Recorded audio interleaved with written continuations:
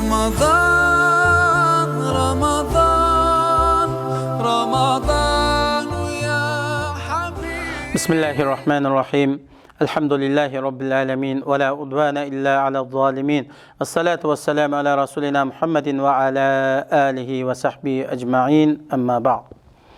Esselamu aleyküm ve rahmetullahi ve berekatuhu. Hürmetli ustazlar ve kırındaşlar, Ramazandaki gündelik soğukat programımızdan 28. bölümü arzu ümidi bulmagan kişi en namrat kişidir.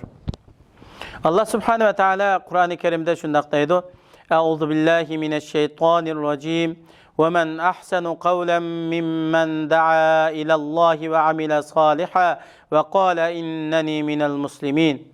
Ayetning qısqa tercümesi Allah'a, yani Allah'ның birligiga ve taatiga da'vat qilgan, yaxshi amallarni qilgan ve men haqiqatan musulmonlardanman degan kishidinmi yaxshi so'zlik odam bormi? Fussilat surasi 33. oyat.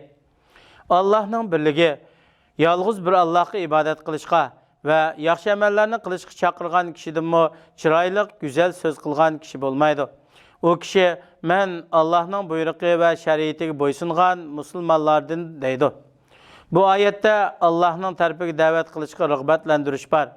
İlim ma'rifat bilan ve Peygamber aleyhisselam ilib kelgan shariatga muvofiq yo'l bilan Allah'ның tarafiga chaqirgan alim ulamolarning fazilati bayon qilinadi.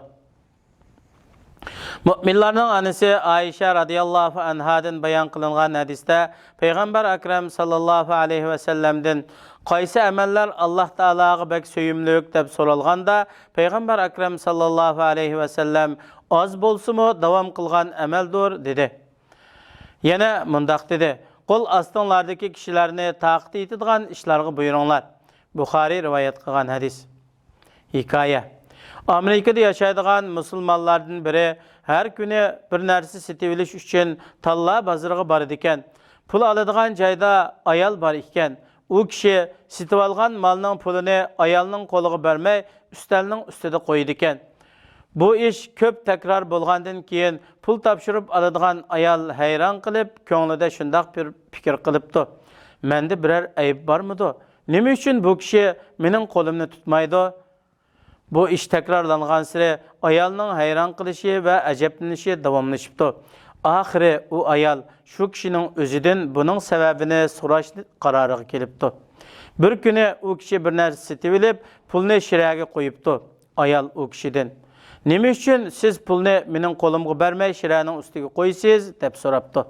U kishi nihoyatda tamkinlik va cho'ng sifatlik bilan: "Biz musulmon, bizning dinimiz ayollarga esil, qimmatlik buyumlarga muomala qilgandek muomala qilishga buyuruydi. Bundaq esil, qimmatlik narsani faqat shuningga ega bo'lgan egasiga loyiq bo'ladi. Agar esil, qimmatlik narsalar qo'ldan qo'lga yetkilib yursa, o esil narsa o'zining qimmatini yo'qotadi" debdi. Pul alg'uchi ayol bu so'zni anglagandan keyin bu dinga bo'lgan qiziqishi eshibdi va bu dinni buningdimi bakroq tushunishni qaror qilibdi.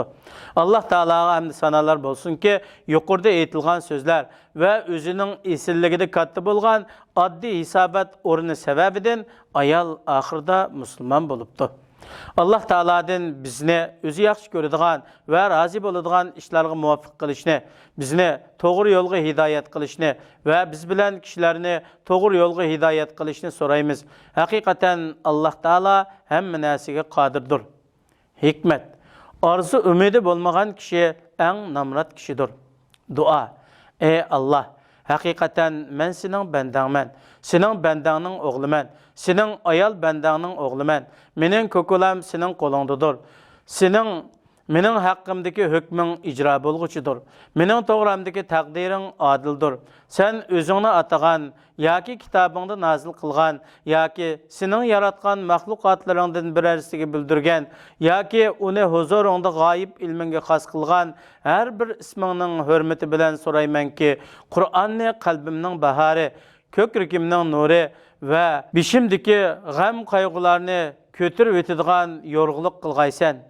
Her qandaq bir kishiga g'am qayg'u yetadigan bu duoni o'qisa, Alloh taolo u kishining g'am qayg'ularini ketkizib o'tadi. Uning o'rniga xursandlik almashtirib beradi. Fikr. Bu dünyada mümkün olmaydigan iş yok. Eğer bizde maksat kılgan işini əməliyləştiriş üçün yeterlik bolgan irade ve rıgbet boludiken, onu əməliyləştirdigan barlıq vasıtalarını tapalaymiz. Bu yerde her kandak bir işini royapqı çıkırışqı ilip baradigan yol var. Ey Rabbim, bizne doğru yolga hidayet kılsıla, arzu armanlarımızga yetküsüle, qiyinchiliklarimizni asan qilsila, xatoliklarimizni afu qilsila, hesapsız cennetga kiradigan kishilarning jumlasidan qilsila. Amin. Vesselamu aleykum ve rahmetullahi ve berekatuhu. Ramazan